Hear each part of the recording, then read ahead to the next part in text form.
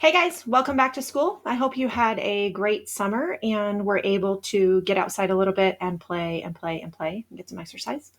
Um, Welcome back to our read aloud as well. Looks like we're going to start with Super Gifted this time. And this is a follow up to when we read Ungifted last year.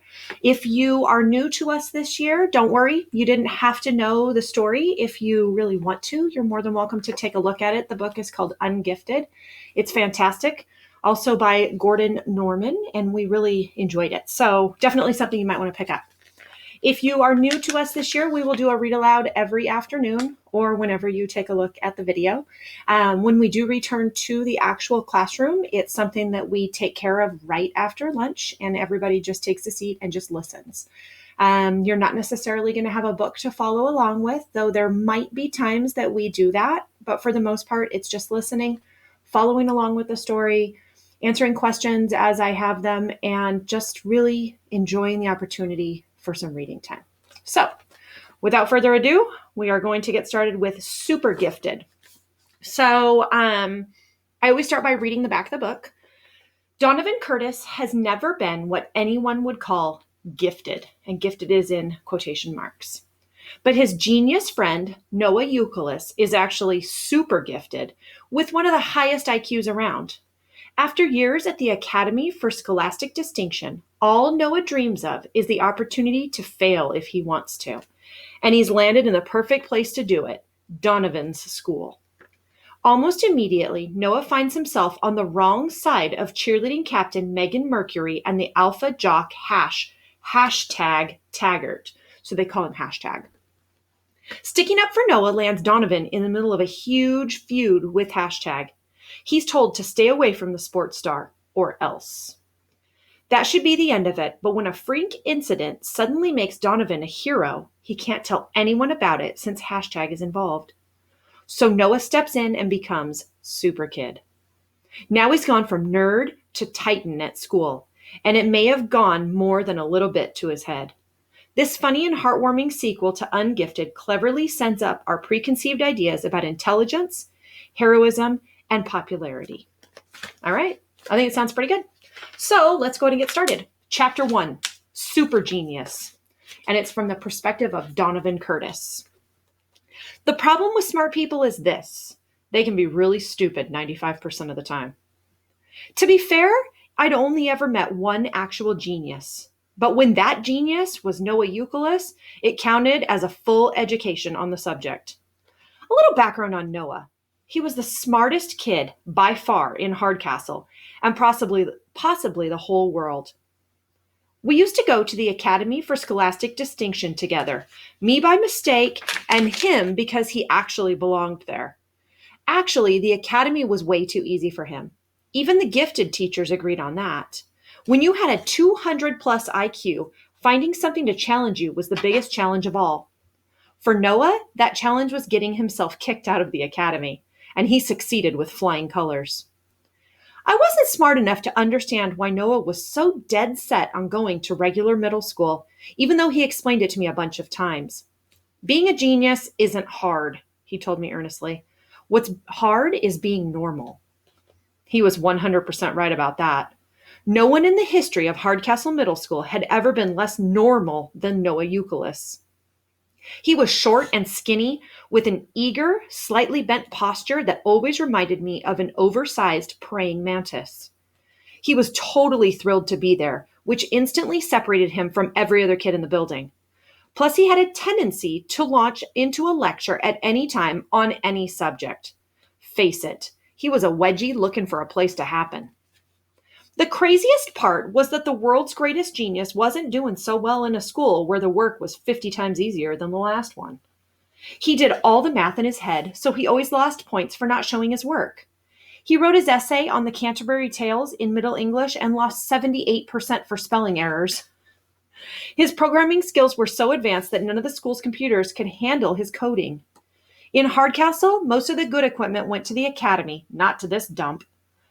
All the teachers here knew about Noah. All the teachers here knew about Noah was nothing he did with technology ever worked. Noah, this is stupid, I told him. You're getting C's in school where nobody's qualified to carry your pencil case. He was starry-eyed. Isn't it great? No, it's not great. It's not even good. At the academy, you never sank as low as 99. Now you barely crack 70. I'm average, he said blissfully. You're not even average for a genius, I shot back. He looked wounded. Do you know what it's like to be right all the time? My brother-in-law lives with us, I informed him. I'm not right any of the time. That was First Lieutenant Bradley Patterson, United States Marine Corps. More on him later. It's terrible, Noah said emotionally. You know the answers before anybody finishes asking the questions. You can't enjoy a movie because you can predict the ending during the opening credits. If it wasn't for YouTube, there would be no surprise in my life ever. You're insane, I muttered. His narrow praying mantis shoulders hunched. I knew you were going to say that. Well, you make it worse than it has to be, I accused. You go out of your way to pick classes you're going to be bad at. Why'd you have to sign up for woodshop? He drew himself to his full 4'11". I reject your theory that I'm bad at it. My salad bowl was a mathematical masterpiece, geometrically circular with sides that rose to parabolic perfection. So how come you got a D? There's nothing wrong with a D, he argued. It's my first D. I love it. Daniel Sanderson said you hooked it onto the lathe wrong and it got launched through the woodshop window. By the time they tracked it down in the parking lot, it wasn't parabolic anything. It was toothpicks. It's what education is about, he reasoned. To you, a D means bad. To me, it means I have something to work towards. Like a bowl that's in one piece instead of 900, I put in sourly. I've never had that before, he explained. It's empowering. Just the thought that it might work tomorrow or next week or next month might be better than my work today, that I can practice and show improvement, it makes it worth getting out of bed in the morning. I sort of understood, I guess. If you aced everything on the first try, you had nowhere to go but down. And Noah never even did that. He just stayed perfect until he landed in school that didn't have a category for him. I had to admit, he was happy though. Who was I to take that away from him?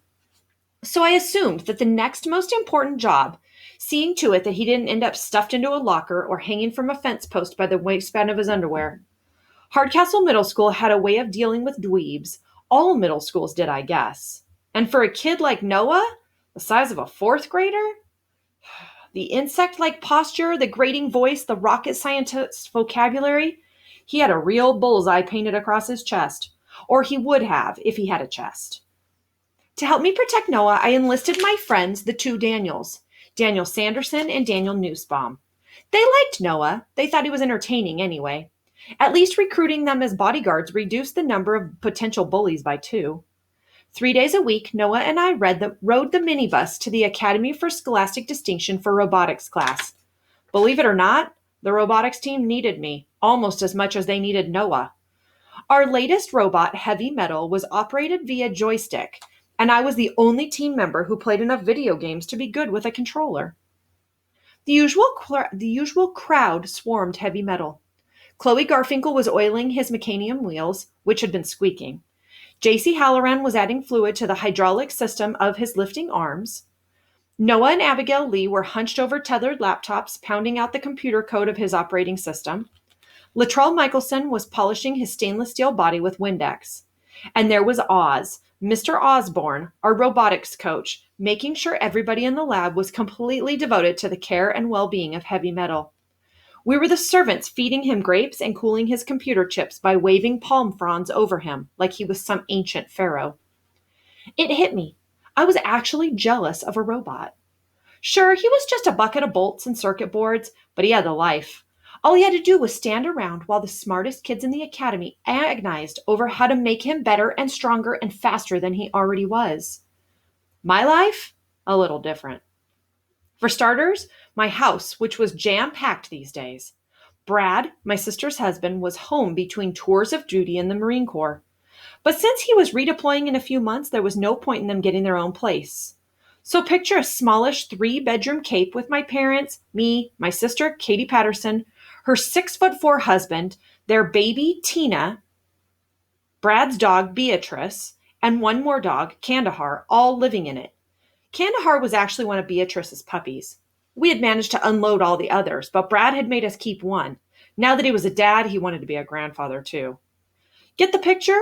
We had to walk sideways when we passed each other in the hall, and if we all got home at the same time, it practically took a shoehorn to get us in the front door. Brad was a tank commander, a munitions specialist, and a grandmaster at making my life miserable. He was an officer, used to barking orders and having people hop to it. Katie didn't mind. She was just thrilled to have him back. Mom and Dad were fine with it because he wasn't barking at them.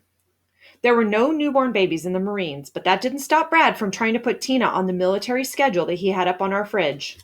0600, Reville. 0605, diaper change number 1. 0615, morning feeding. 0640, burping. 0645, satisfactory burp produced. 0700, playtime, educational toys.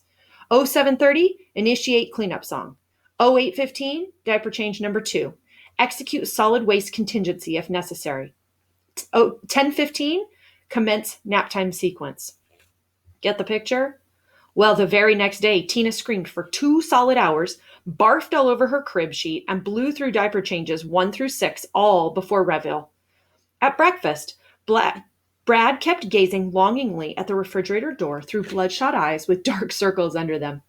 He was looking at the schedule as if he couldn't believe it let him down. You know, Brad, I commented, Tina isn't in the military. Maybe General Patton raised his kid on a timetable like that, but Tina has other plans. He glared at me. When's the last time you had a haircut? Brad seemed to be obsessed with the last time I did a lot of things. The last time I did 10 push-ups, the last time I tucked my shirt in, the last time I used the word sir. When's the last time you gave somebody a break? I shot back. I owe it to the men under my command to be hard on them, Brad lectured. It could save their lives one day. The greatest gift you can give someone is high expectations. I had high expectations for him, too. I expected him to leave me alone, but no one ever called it a gift. It was more like a pipe dream. The worst part was that Mom, Dad, and Katie, my family, just sat there eating breakfast while Brad, who wasn't even really related, listed all my faults, one by one. So that's how it's going to be, I asked. Tina's too young to enlist in anything more than Gymboree, so Brad's commander instincts get switched to me? Katie yawned. 2 hours of sleep did that to a new mother. Come on, Donnie. Brad may be tough enough on you, but he does it out of love.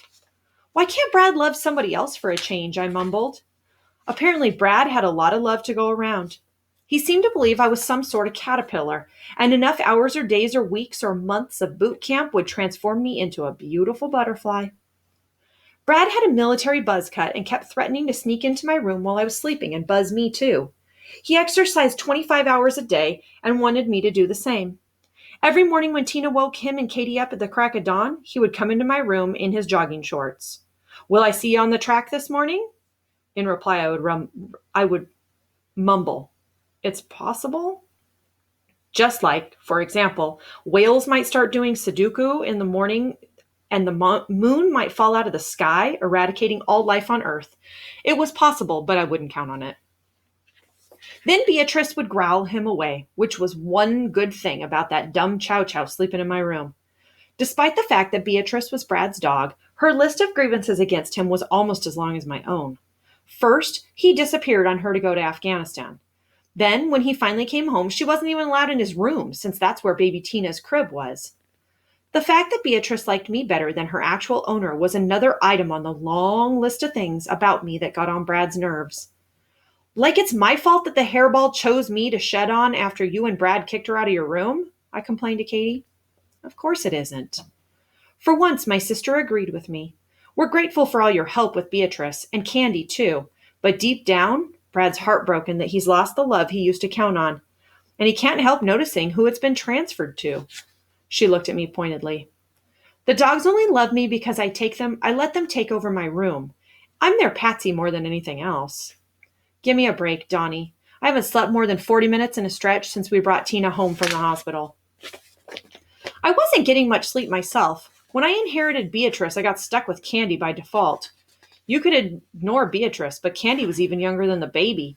He was restless and hungry, and his new puppy teeth were just coming in, which made him whiny and irritable. His bow wow bone helped a little. It was a bright purple chew toy in the shape of a miniature dumbbell. I literally saw that thing in my sleep. It glowed in the dark. Worse, it squeaked, a piercing, high-pitched sound that felt like a piece of dental floss that had been inserted in one of my ears and pulled out the other. My theory, Candy thought I was his mother. He was definitely dumb enough, and he needed a mom because his own, Beatrice, wasn't very motherly. He followed me around like a bad smell. Whenever I sat still, he snuggled up next to me. Even my scent seemed to be a comfort to him. Never once did I enter my room without finding him trying to insert himself, drooling all the way, into one of my sneakers. Every night when I got into bed, he gazed at me imploringly. His big liquid eyes practically spoke, "Please let me up there with you." But he was so pathetic that I was almost tempted to give in. But let's face it, Candy was about as toilet trained as Tina. I wasn't that much of a sucker. I tried to paper train him. I spread out some newspapers, but all that taught him was how much he preferred peeing on the carpet. The world was his toilet, and my room was his world. Yuck, by the way. He was named after the Afghan city where Brad was deployed. He was half Chow Chow, but we never met the dad. Great Dane, maybe, or possibly Sasquatch. If he ever grew up around those giant paws, he was going to crowd the rest of us out of the house. But maybe he would mature into a majestic creature one day. For now, he was just plain funny looking and so ungainly that I heard half the night was scramble, scramble, whoomp, scramble, scramble, whoomp, as he explored the room and his enormous feet kept tripping him up. He had to be the homeliest, clumsiest, most infuriating mini mutt on the face of the earth. I loved him, though. Only God knew why. Because maybe he kind of needed me. Katie and Brad were new parents and they had no time for him. I think we would take him in 216. I think we would love him. Besides, there was something in that scramble, scramble, whoomp that reminded me of myself. In those urgent gung-ho steps, you could tell Candy thought he had it all figured out. And then whoomp, he fell flat on his face. That was me. I was always getting in trouble without considering the consequences. It was my fatal flaw. The Daniels called it fallout blindness. That was my special connection to Candy. Tina had a lot more aunts and uncles than the average baby, unofficial ones anyway. The entire Academy robotics team shared that honor. Katie had gone into labor in the middle of the state meet, and the team had ended up in the waiting room at the hospital while Tina was born. Chloe and Noah visited the most often. Noah was obsessed with Tina the way he was obsessed with, in this order, YouTube, writing computer code, professional wrestling, and being average. Being obsessed is just what Noah did. Noah was different when he was with Tina. He held her a little stiffly, like she was a prehistoric fossil that might turn to dust if handled too roughly. He didn't coo at her or talk baby talk. Instead, he recited specific facts and formulas like a floating object displaces its own weight in liquid, or the square of the hypotenuse in a right-angled triangle is equal to the sum of the squares of the other two sides. For some reason, this brought out some of Tina's best toothless smiles. When she learns to talk, her first words are going to be E equals MC2, predicted Sanderson. The 2 means squared, Einstein, Nussbaum corrected him. The Daniels got a kick out of Noah. They got a kick out of everything. Some of the stuff I did had them rolling on the floor. Those two could make it through the end of the world so long as they had enough to laugh at. With Noah around, they would never run short of material. Lately, though, the Daniels had been getting annoyed with Noah. It was one thing to be entertained by him. It was quite another when he made them look bad in front of girls. Like when Noah accidentally flushed his glasses down the toilet. Sanderson had been using the stall next door. Noah told everyone who would listen how lucky he was that in my moment of crisis coincided with my friend Daniel's bowel movement. Or the time at lunch when he sneezed all over this girl Nussbaum was trying to sweet talk, and then he fumbled his asthma inhaler into her soup. When she scrambled to get herself cleaned up, Noah delivered a detailed scientific lecture on the strains of bacteria commonly found in human mucus. I like inhaler soup as much as the next guy, Nussbaum said angrily, but not when it interferes with my love life. You don't have a love life, Noah pointed out hopefully. Nussbaum was a biter. Thanks to you. With all his brains, Noah didn't pick up on their anger and impatience. He thought he was fitting in perfectly, and this was what regular school was like. Glasses down the toilet, inhalers in soup, and that was how it was going until the day the fire alarm went off. The siren interrupted a social studies quiz, so I got a big cheer. We assumed it was a drill until we got out of the room to find the corridor filled with smoke. At that point, all our orderly filing turned into a mad scramble for the exit. My first whiff of the fumes nearly put me flat on the floor. It was rancid and spicy sweet at the same time. What was on fire? The dumpster outside the cafeteria? I was psyched. A nice, unscheduled break from class and a little chaos besides. Chaos was my specialty. It was usually pretty entertaining. A flying figure came racing at me, knocking me into a bank of lockers. It was Sanderson, choking and gagging. Nussbaum was at his side, breathing into a paper towel. I quit! Sanderson shouted over the clamor of the alarm. It's a lost cause! What's going on? I demanded. Where's the smoke coming from? Like you don't know? Nussbaum rasped. I don't know. At that moment, an unmistakable voice cried, That's not just a souffle, it's a next-generation data analysis. The home and careers room emptied out in a flash, Noah in the lead. His white apron was black with soot, and his face hadn't fared much better. His glasses were askew with one temple tangled in his hairnet as he ran down the hall, followed by an angry mob of classmates. He slipped behind the three of us as his pursuers lost him in the smoke and thundered out the next exit. It looked like the fun was ending already. Geez, Noah, what did you do? Oh, said Noah, as if surprised at being asked. My program can sift through thousands of terabytes of information. Nussbaum was furious. That's not terabytes I smell. It's sewer gas. I devised an artificially intelligent program to scan every recipe on the internet to make a souffle no one's ever made before. I wonder why, Sanderson raged. Because it explodes, maybe? It didn't explode, said Noah with dignity. It just on fire. And, he added, dejected, it fell. Nussbaum faced me. Sorry, Donovan, but you're on your own from now on. Yesterday somebody wrote loser on my locker in whiteout. It means I'm getting blamed for him. That's totally unfair, Noah complained. I have a C average. Sanderson addressed Noah. Sorry, kid, it's nothing personal. You were okay at the Academy for Scholastic Dorkstinction, but around here, you're a drag on our image. We can't help you anymore. They headed out the door, bringing up the rear of Noah's cooking class. Noah seemed bewildered. What's that supposed to mean? I don't need help. I'm doing amazing. Do you realize how much room for improvement this leaves? A platoon of uniformed firefighters swarmed past us in the direction of the home and careers room. I sighed. I'll give you that, Noah. There's definitely room for improvement. Noah glowed. All right. So we'll pick up tomorrow with Super Gifted, Chapter 2. See you then.